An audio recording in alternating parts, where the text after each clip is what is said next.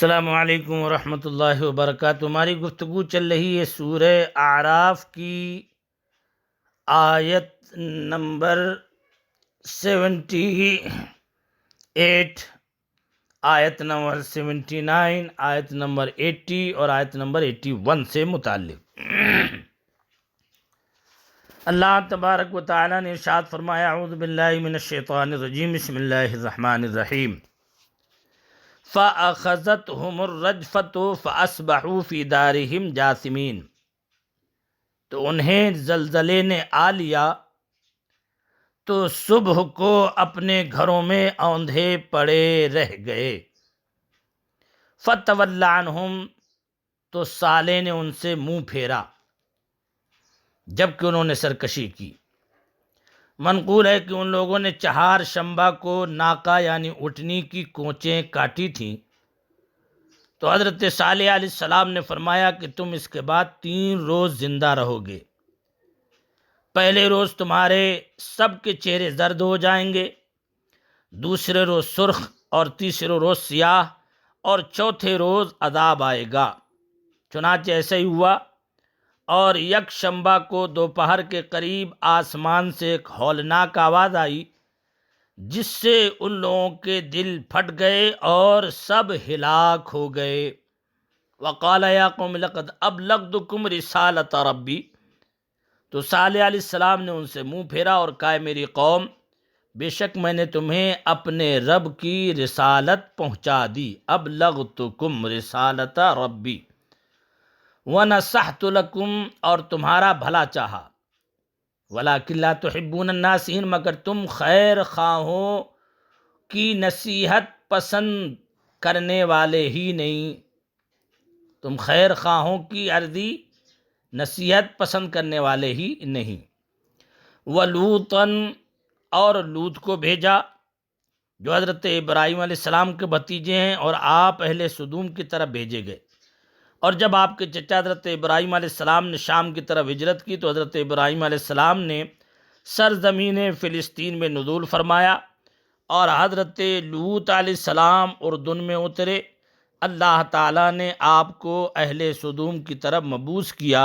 آپ ان لوگوں کو دین حق کی دعوت دیتے تھے اور فعل بد سے روکتے تھے، جیسا کہ آیت شریف میں ذکر آتا ہے۔ وَلُوطًا، اور لوط کو بھیجا، اذ قال لقومی، جب اس نے اپنی قوم سے کہا: اتأتون الفاحشہ، کیا وہ بے حیائی کرتے ہو، ما سبقکم بہا من احد من العالمین، جو تم سے پہلے جہان میں کسی نے نہ کی، تم وہ بے حیائی کرتے ہو۔ انکم لتأتون الرجال شہوہ، تم تو مردوں کے پاس شہوت سے جاتے ہو۔ انکم لتأتون الرجال شہوۃ من دون النساء، عورتیں چھوڑ کر مردوں کے پاس شہوت سے جاتے ہو، یعنی ان کے ساتھ بدفعلی کرتے ہو۔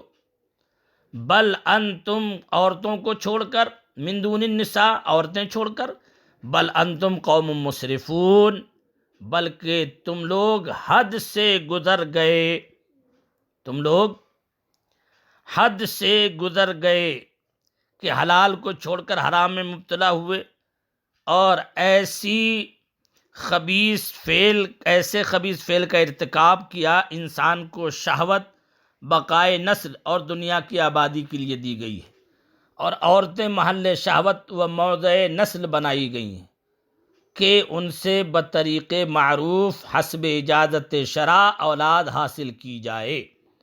جب آدمیوں نے عورتوں کو چھوڑ کر ان کا کام مردوں سے لینا چاہا تو وہ حد سے گزر گئے، اور انہوں نے اس قوت کے مقصد صحیح کو فوت کر دیا، کیونکہ مرد کو نہ حمل رہتا ہے نہ وہ بچہ جنتا ہے، تو اس کے ساتھ مشغول ہونا سوائے شیطانیت کے اور کیا ہے۔ علماء سیر و اخبار کا بیان ہے کہ قوم لوط کی بستیاں نہایت سرسبز و شاداب تھیں، اور وہاں غلے اور پھل بکثرت پیدا ہوتے تھے۔ زمین کا دوسرا خطہ اس کا مثل نہ تھا، اس لیے جا بجا سے لوگ یہاں آتے تھے اور انہیں پریشان کرتے تھے۔ ایسے وقت میں ابلیس لعین ایک بوڑھے کی صورت میں نمودار ہوا اور ان سے کہنے لگا کہ اگر تم مہمانوں کی اس کثرت سے نجات چاہتے ہو تو جب وہ لوگ آئیں تو ان کے ساتھ بدفعلی کرو۔ اس طرح یہ فعل بد انہوں نے شیطان سے سیکھا اور ان میں رائج ہوا بل انتم قوم مسرفون، بلکہ تم لوگ حد سے گزر گئے۔